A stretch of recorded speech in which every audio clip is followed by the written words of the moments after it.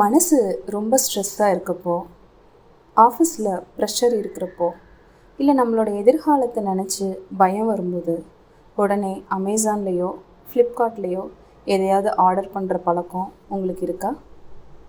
தேவையே இல்லாத பொருளாக இருந்தால் கூட வாங்கினா தான் மனசுக்கு கொஞ்சம் இதமாக இருக்குமேன்னு கிரெடிட் கார்டை ஸ்வைப் பண்ணுறீங்களா?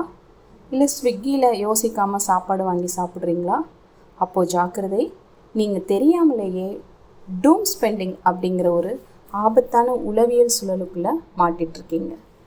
வணக்கம், நான் விஜயராஜா, உளவியல் ஆலோசகர். டூம் ஸ்பெண்டிங் அப்படின்னா என்ன? உலக அளவில் லட்சக்கணக்கான இளைஞர்களை பாதிச்சுக்கிட்டு இருக்கிற இந்த சைக்கலாஜிக்கல் ஃபினாமினான் பற்றியும், இதனால் உங்களோட பேங்க் பேலன்ஸ் எப்படி காலியாகுது, இதில் இருந்து எப்படி தப்பிக்கிறதுங்கிற முழு உண்மையையும் இந்த வீடியோவில் நம்ம விரிவாக பார்க்க போகிறோம். வீடியோவை கடைசி வரைக்கும் ஸ்கிப் பண்ணாமல் பாருங்கள். இது போன்ற தகவல்களுக்கு நம்மளோட சேனலை சப்ஸ்கிரைப் பண்ணிக்கோங்க. What is doom spending?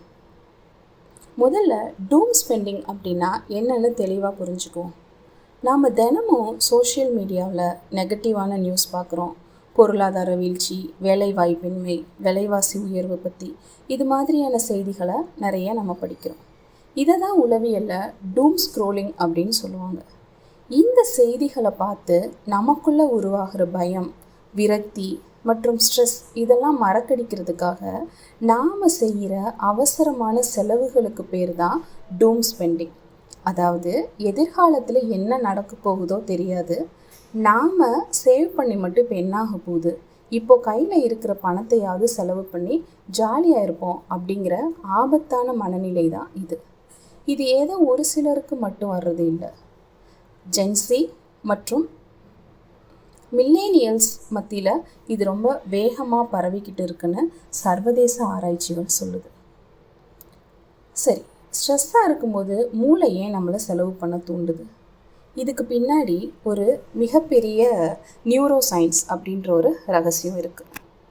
நாம் ஸ்ட்ரெஸ்ஸாக இருக்கும்போது நம்ம மூளையில் கார்டிசால் அப்படிங்கிற ஸ்ட்ரெஸ் ஹார்மோன் அதிகமாகும். இந்த ஸ்ட்ரெஸ்ஸை குறைக்க மூளை உடனடியாக ஒரு வழியை தேடும். நீங்கள் ஒரு பொருளை ஆன்லைனில் பிடிச்சு பை நவ் கொடுக்கும்போது, அல்லது அந்த டெலிவரி பார்சல் உங்கள் கைக்கு வரும்போது உங்கள் மூளையில் டோபமைன் அப்படிங்கிற சந்தோஷம் கொடுக்கக்கூடிய ஹார்மோன் செக்ரேட் ஆகும். ஆனால் இங்கே தான் பெரிய ஆபத்தே இருக்குது. இந்த டோபமைன் தர சந்தோஷம் வெறும் 10 நிமிஷம் மட்டும்தான் இருக்கும். அது காலியான உடனே ஐயோ தேவையில்லாமல் காசு செலவு பண்ணிட்டோமேன்னு அதை விட அதிகமாக நமக்கு மன உளைச்சலும் குற்ற உணர்ச்சியும் வரும். எதிர்கால விரக்தியை மறக்க மூளை தேடுற ஒரு தற்காலிக வலி நிவாரணி தான் இந்த மாதிரி ஷாப்பிங் பண்ணுறது. இதை நம்ம வாழ்க்கையோட பொருத்தி பார்க்கலாமே. முதல் நிலை, சொந்தமாக வீடு வாங்குகிற அளவுக்கு நம்மக்கிட்ட பெரிய சேவிங்ஸ் இல்லை, அப்புறம் எதுக்கு கஞ்சத்தனம் பண்ணணும் அப்படின்னு நினச்சி லட்சங்களில் சம்பாதிக்கிறவங்க கூட மாத கடைசி ஆச்சுன்னா பிராண்டடான ட்ரெஸ்ஸு வாங்குறது, தேவையில்லாத எலக்ட்ரானிக் கேட்ஜெட்ஸ் வாங்குறது, இதெல்லாம். ரெண்டாம் நிலை எப்படி இருக்குன்னா, ஆஃபீஸில் பாஸ் திட்டாருன்னு கடுப்பில் ஸ்விக்கியில் தேவையில்லாமல் 500 ரூபாய்க்கு அன்ஹெல்தியான சாப்பாட்டை ஆர்டர் பண்ணி சாப்பிட்றது. யோசிச்சு பாருங்கள், நீங்கள் வாங்குகிற அந்த பொருள் உங்கள் வாழ்க்கைக்கு உண்மையிலேயே தேவையா, இல்லை அந்த நேரத்தில் உங்கள் மனசில் இருக்கிற விரக்தியை மறைக்கிறதுக்காக வாங்குறீங்களா? இந்த பழக்கம் தொடர்ந்தால் அது உங்களோட சேவிங்ஸை மொத்தமாக இல்லாமல் காலி பண்ணி கடைசியில் மிகப்பெரிய கடன் வலையில் தான் கொண்டு போய் தள்ளிடும். இப்போ இதிலிருந்து நம்ம எப்படி மீண்டு வரலாம் அப்படிங்கிறதுக்காக ஒரு 4 ஆலோசனைகள். இந்த டூம் ஸ்பெண்டிங் சூழல்லேருந்து நம்மளால் ஈஸியாக வெளியில் வர முடியும். முதல் விஷயம் என்ன அப்படின்னா, ஆன்லைனில் எதையாவது பார்த்த உடனே பை நவ் கொடுக்காதீங்க. அதையே ஆட் டு கார்ட் மட்டும் பண்ணிவிட்டு 24 ஹவர்ஸ் கழித்து பாருங்கள். மூளையில் இருந்த அந்த தற்காலிகமான அந்த பொருள் வாங்கணுன்ற மோகம் குறைஞ்சி போய் இது நமக்கு தேவையில்லைன்னு தோணும். ரெண்டாவது, டெலீட்டட் சேவ்டு கார்ட்ஸ். ஷாப்பிங் ஆப்ஸில் உங்கள் கிரெடிட் கார்டு, டெபிட் கார்டு அந்த பற்றின விவரங்களை சேவ் பண்ணி வைக்காதீங்க. ஒவ்வொரு முறையும் மேனுவலாக நம்பர் என்ட்ரு பண்ணும்போது தான் இது உண்மையாக இல்லை தேவை இருக்கா அப்படிங்கிறத யோசிக்க மூளைக்கு ஒரு சின்ன இடைவெளி கிடைக்கும். மூணாவது, ஸ்ட்ரெஸ்ஸாக இருக்கும்போது ஃபோனை கையில் எடுக்கிறதுக்கு பதிலாக 10 நிமிஷம் ஒரு வாக்கிங் போயிட்டு வர்றது, பாட்டு கேட்குறது, இல்லை ஒரு காஃபி குடிக்கிறது, இல்லை உங்கள் ஃப்ரெண்ட்ஸ் கூட உட்காந்து அரட்டை அடிக்கிறது, பண செலவே இல்லாமல் நம்மளோட மூளைக்கு டோப்பமைன் க்ரியேட் ஆகும்.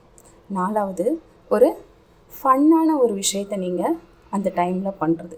செலவே பண்ணக்கூடாதுன்னு தடுத்தா மூளை இன்னும் அதிகமாக செலவு பண்ணும். அதனால் உங்கள் வருமானத்தில் 5% பணத்தை ஜாலி செலவுகளுக்குன்னு தனியாக ஒதுக்கிடுங்க. அது எப்படி வேணாலும் செலவு பண்ணலாம். ஆனால் அந்த லிமிட் முடிஞ்சோடனே நிப்பாட்டிடணும். நண்பர்களே, பணம்ங்கிறது நம்ம எதிர்கால பாதுகாப்பிற்காக நம்ம சேமிக்க வேண்டிய ஒரு விஷயம். தற்காலிக மன அழுத்தத்துக்காக அதை வீணடிச்சிட்டா எதிர்காலத்தில் நம்ம இன்னும் பெரிய ஸ்ட்ரெஸ்ஸை சந்திக்க வேண்டியிருக்கும். அடுத்த தடவை ஸ்ட்ரெஸ்ஸாக இருக்கும் பொழுது செலவு பண்ண தோணுச்சுன்னா ஒரு நிமிஷம் நிதானித்து யோசிங்க. நீங்களும் இந்த மாதிரி எப்போதாவது டூம் ஸ்பெண்டிங் பண்ணியிருக்கீங்களா? உங்களோட அனுபவத்தை கீழே கமெண்ட்டில் சொல்லுங்கள். இந்த வீடியோ உங்களுக்கு பயனுள்ளதாக இருந்தால் மறக்காமல் லைக் பண்ணுங்கள், உங்கள் நண்பர்களுக்கும் ஷேர் பண்ணுங்கள். மேலும் இது போன்ற உளவியல் மற்றும் பண மேலாண்மை தகவல்களுக்கு நம்ம ஆஸ்க் விஜி சேனலை சப்ஸ்கிரைப் பண்ணிக்கோங்க. அடுத்த ஒரு சிறந்த வீடியோவில் சந்திப்போம். நன்றி.